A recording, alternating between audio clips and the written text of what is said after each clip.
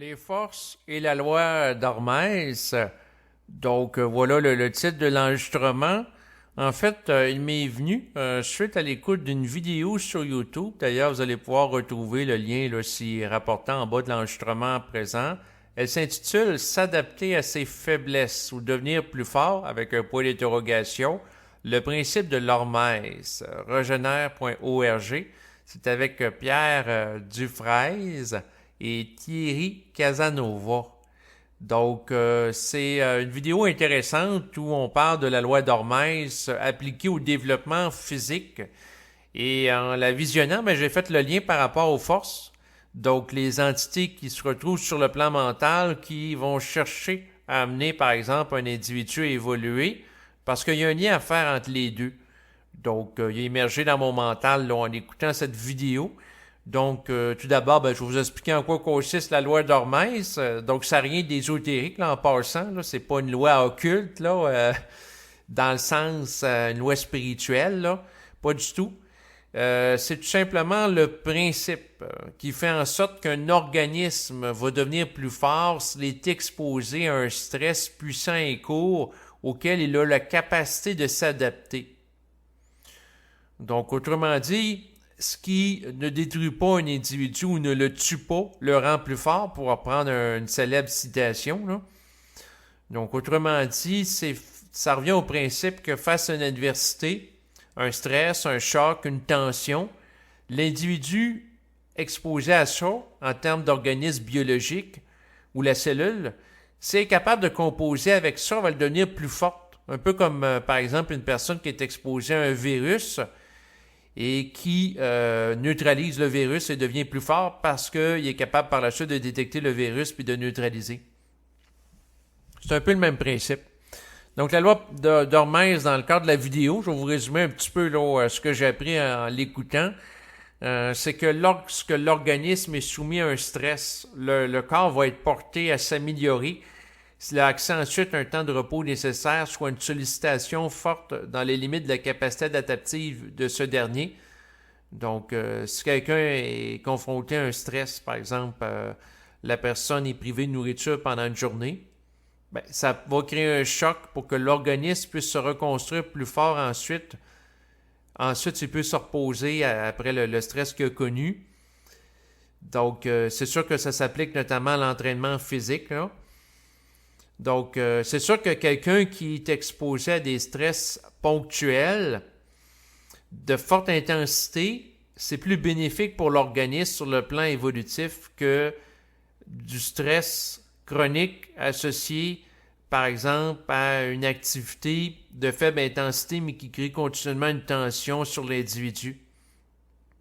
Donc, par exemple, si quelqu'un fait toujours la même chose à chaque entraînement, il soulève tout le temps les mêmes poids haltères, la personne ne pourra pas se renforcer, puis elle va se mettre à stagner parce que il y a certains muscles qui vont devenir adaptés par rapport au poids soulevé, mais en même temps, il y a d'autres muscles qui ne se développent pas simultanément, puis ça va créer une stagnation. Donc, pour que le principe de la loi d'Hermès s'applique, ça prend des stimulations variées, donc des stress, des chocs, des tensions variées, pour amener l'individu à s'y adapter en conséquence, puis devenir plus fort en étant exposé à ça, à cette adversité. Donc, c'est intéressant. Le principe de la loi d'Hermès, dans le cadre de la vidéo, il a été question de 4 choses que la personne peut faire pour s'optimiser sur le plan physique. Donc, l'exposition au froid, à la chaleur intense également, ce qui amène la personne à sortir de sa zone de confort puis amener son corps à s'y adapter. L'exercice physique aussi adapté, de forte intensité et ponctuelle, sur des intervalles, puis avoir la possibilité de se reposer par la suite. Un peu dans le même optique que ce qu'on voit dans la nature. Par exemple, vous allez avoir une gazelle qui va être poursuivie par une lionne. Donc, la gazelle, elle fait une activité de forte intensité. Ça ne dure pas longtemps, elle doit courir pour sa survie, parce que si elle se fait attraper par la lionne, elle risque d'être dévorée, n'est-ce pas? Donc, ça va être quelque chose qu'on retrouve dans la nature, puis le corps biologique est programmé pour des choses comme ça, associées entre autres à l'instinct de survie. Alors que si on prendrait la gazelle puis on lui ferait faire de la course à tous les jours, une demi-heure par jour, ben à ce moment-là, ça ne serait pas un stress adaptatif parce que ça créerait un stress chronique, toujours la même tension qui revient chaque jour. Puis à ce moment-là, ben, ça peut fatiguer, ça peut user l'organisme, ça peut amener aussi une surutilisation de certains membres au détriment d'autres, ce qui peut occasionner ensuite des problèmes de santé. Donc, bref, le stress adaptatif ici qui est visé, c'est un stress qui implique une certaine variété. Sinon, l'autre élément, le quatrième élément pour favoriser l'adaptation du corps, ben, c'est le jeûne intermittent, qui va créer un stress sur l'organisme, qui va lui donner le signal qui doit être plus fort pour aller chercher davantage de nourriture. Donc, ça va l'amener à s'optimiser par l'action. Ça va stimuler, entre autres, la sécrétion de certaines hormones de croissance qui va favoriser l'organisme. Donc, il était question dans la vidéo que ça stimulait la LH, l'hormone lutéinisante, qui est précurseur de la testostérone. Ensuite, ça va stimuler la croissance des neurones, la sérotonine dans le cerveau aussi. Donc, le jeûne à intervalles, intermittent, ce qui est dit là-dedans, c'est que ça crée un stress, ça crée une tension qui stimule l'organisme. Donc, c'est sûr que si vous voulez avoir plus de détails là, par rapport à la loi d'Hormèse appliquée sur le corps biologique, vous pourrez écouter la vidéo dont vous allez trouver le lien là, en bas de l'enregistrement présent, là, naturellement. Donc, mon objectif dans les dernières minutes, c'était de vous résumer un peu la vidéo. Puis là, j'écoutais ça, puis les liens se faisaient tout seuls dans ma tête par rapport à ce que font les forces à l'égard de l'être humain. Donc là, on va entrer dans un volet plus occulte pour la plupart des gens, donc c'est-à-dire voilé et caché. C'est-à-dire qu'il existe dans une dimension parallèle à celle physique des entités, notamment sur le plan astral, mais aussi sur le plan mental. Et l'objectif des entités sur le plan mental, c'est d'amener l'être humain en tant qu'organisme à s'optimiser dans la matière. Et pour y arriver, ben, qu'est-ce qu'ils font? C'est qu'ils mettent en place des programmations, des plans de vie, des agendas auxquels l'individu va être exposé, va être soumis, pour que l'individu soit confronté à du stress, à des tensions qui vont l'amener à grandir, donc au travers des chocs, de l'adversité, pour qu'en tant qu'organisme, ils deviennent plus forts. Pourquoi? Pour être capable d'intégrer leur énergie. Parce que le but des plans de la lumière, c'est de fusionner avec l'être humain. C'est qu'il fusionne, qu'il se marie à lui, c'est-à-dire qu'il y a une unification psychique entre eux et l'être humain. Et pour y arriver, ben, qu'est-ce qu'ils font? Ben, c'est qu'ils vont amener l'individu à être soumis à différents stress, à différentes tensions dans ce sens-là. Ça peut être la perte d'un être cher, la perte d'un emploi, la perte d'une maison, d'une voiture, différentes choses auxquelles l'ego peut s'attacher. Pour amener l'ego à être confronté à des stimulus adverses et par la suite se développer en fonction de ça pour être plus fort. Parce que naturellement, habituellement, l'ego ne va pas se mettre en situation d'adversité. C'est la même chose pour le développement sur le plan biologique. T'sais, on peut dire que quelqu'un, par exemple, qui s'expose à du froid peut développer, avec le temps et l'exposition, selon sa capacité, une plus grande capacité à faire face au froid. Par contre, spontanément, c'est pas tout le monde qui va aller s'exposer à du froid. Puis aussi, si la personne s'expose à du froid, il faut qu'elle le fasse dans le respect de ses capacités optimales. Parce que là, si la personne reste trop longtemps dans un environnement qui est froid, à l'extérieur, par exemple, de chez elle l'hiver, ben qu'est-ce qui risque d'arriver? C'est que certains de ses membres, comme ses orteils ou le bout de ses doigts, risquent de geler.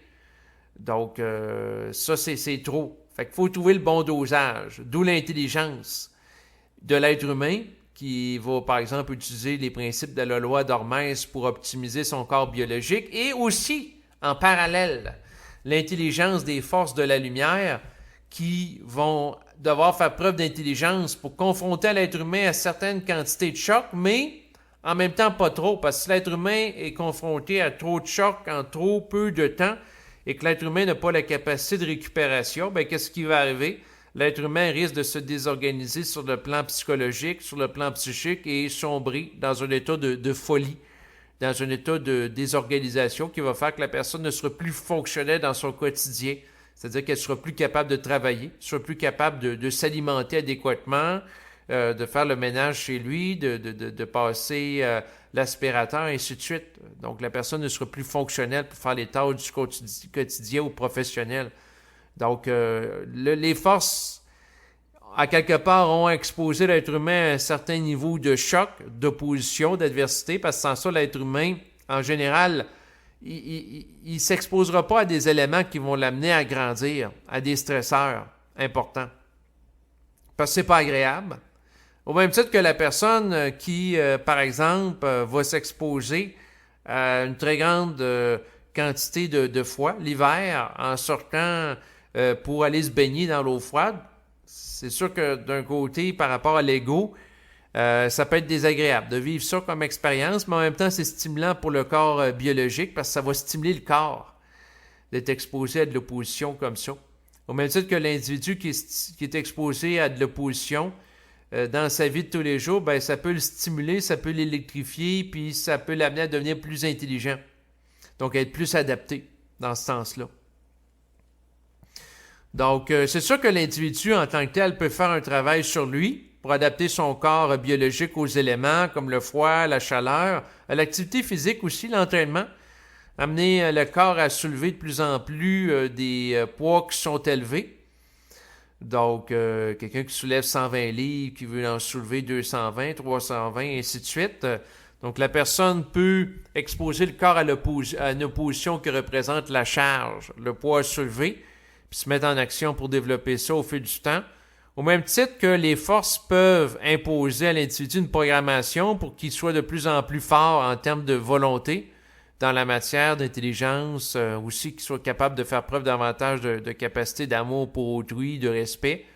Donc, les forces vont travailler l'individu au même titre que l'individu peut être mis en vibration par les forces, puis recevoir des pensées qui proviennent d'elles, parce qu'après tout, la pensée vient d'ailleurs, pour optimiser son corps biologique en mettant en application dans sa vie de tous les jours les principes de la loi d'Hormèse. Tu sais, ça me fait penser à quelqu'un que j'ai connu qui, l'hiver, allait en fait voir à l'extérieur, là, au froid, ou se baigner dans une rivière avec de l'eau froide pour optimiser son corps biologique. Puis les forces font la même chose avec l'être humain, sauf que avec la loi d'Hormèse, c'est volontaire. Donc, l'individu dit, bon, aujourd'hui, par exemple, je vais optimiser mon corps à faire face à un stimulus inhabituel. Je vais aller faire des exercices que je ne fais pas habituellement. Donc, sortir de la routine pour qu'il y ait une opposition. C'est ce que j'ai fait aujourd'hui. Aujourd'hui, j'ai fait des exercices pour les jambes. Je me suis notamment là assis, le dos contre le mur à 90 degrés. Puis là, j'ai tenu ça à 4 reprises en faisant des 30 secondes. Là. Donc, j'étais en position assis. Puis les cuisses avec les mollets font un arc de 90 degrés. Là. Puis je maintiens ça, je regarde mon chronomètre, ça me fait mal aux jambes. Puis à un moment donné, les jambes, ils se mettent à trembler, n'étant pas habitués. Puis ce type d'exercice-là, ça faisait longtemps que je l'avais fait. Fait que là, je l'ai fait. Ça m'a donné une stimulation au niveau biologique. Puis en même temps, ben, c'est agréable de bénéficier de la stimulation que ça donne au niveau biologique parce qu'on sent son corps qui est vivant là, par la suite et pendant l'activité. Mais ça sort aussi le corps de l'inertie, de l'entropie qui peut être lié à l'astralisation. Mais en même temps, sur le coup, c'est pas nécessairement agréable. Mais ça, c'est une barre volontaire, dans le sens qu'aujourd'hui, j'ai dit je vais faire ça. Tandis que la loi d'Hormèse qui applique les forces, c'est souvent à l'insu de l'individu, tant aussi longtemps qu'il n'est pas suffisamment conscient pour voir leur manège dans sa vie. Donc, tant que l'individu n'est pas capable d'établir un contact télépathique avec elle, puis qu'il y a une discussion entre elle et lui, ben à ce moment-là, il ne voit pas leur game, puis il ne comprend pas nécessairement qu'est-ce qui se passe. Donc, il n'y a pas la capacité de lecture des événements parce qu'il ne vit pas un contact vibratoire avec eux autres. Mais lorsque le contact s'installe, ben là, il peut comprendre qu'est-ce que les forces font. T'sais, ça peut dire intérieurement qu'aujourd'hui, tu vis tel événement oppositionnel pour t'amener à développer ta patience. Donc, la personne qui, par exemple, s'en va comme à l'habitude au travail, et puis elle est confrontée à des embouteillages qui n'en arrêtent plus, ben, ça lui donne une mesure à quel point elle est patiente. Comment elle est capable de faire face à l'opposition que représente d'être ralentie dans son mouvement de déplacement à travers son véhicule automobile. Comment elle se comporte par rapport à ça? Donc, la personne est testée Au même titre que l'être humain qui utilise les principes de la loi d'Hermès peut texter son corps biologique pour l'optimiser. Sauf que la programmation que font les forces est souvent subie par l'individu parce que tant aussi longtemps que l'individu n'a pas un taux vibratoire égal à celle des forces, il ne peut pas modifier la programmation, dans le sens que c'est une programmation qui lui est imposée. Mais lorsque l'individu développe autant d'intelligence que celle qu'a les forces, ben à ce moment-là, il ne subit plus l'intelligence des forces, étant donné qu'il y a une unification psychique entre elle et lui. Donc, à ce moment-là, il n'y a plus de dualité. Donc, il n'y a plus de programmation subie. Donc, ça modifie son rapport avec elle. Mais tant que c'est pas fait, parce que l'individu, lorsqu'il est soumis à l'influence de l'âme plutôt que de l'esprit, puis du plan mental, ben, il ne cherchera pas à évoluer par lui-même. Ce qui fait qu'il peut avoir tendance à être passif. Donc, passer sa soirée, par exemple, à écouter la télévision, à regarder des films sur l'ordinateur, manger des chips, des croustilles, boire de la bière. Donc, il faut que la personne, pour sortir de l'ego qui cherche à se maintenir dans sa zone de confort, soit mis en vibration pour ça. Il faut qu'il y ait une volonté de s'extirper de l'inertie. Et pour ça, ben, souvent, ça prend des événements oppositionnels qui vont sortir la personne de sa zone de confort malgré lui. Si, par exemple, la personne se complaît dans une certaine passivité en vivant dans un logement, puis du jour au lendemain, bien, le logement se met à prendre en feu, ben, il y aura d'autres choix que de sortir de sa zone de confort. Donc, c'est sûr que si le logement est sinistré par la suite, bien, à ce moment-là, ce qui va arriver, c'est qu'il va être obligé de résider ailleurs.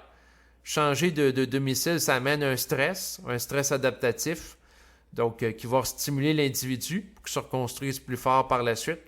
Donc, on applique ici le principe de la loi d'Hermès au niveau événementiel, au même titre qu'on peut appliquer ce principe-là au niveau biologique pour se reconstruire plus fort. Donc, il y a des liens intéressants à faire entre les deux, et c'est la raison pour laquelle j'ai choisi d'aborder ce sujet pour la première fois.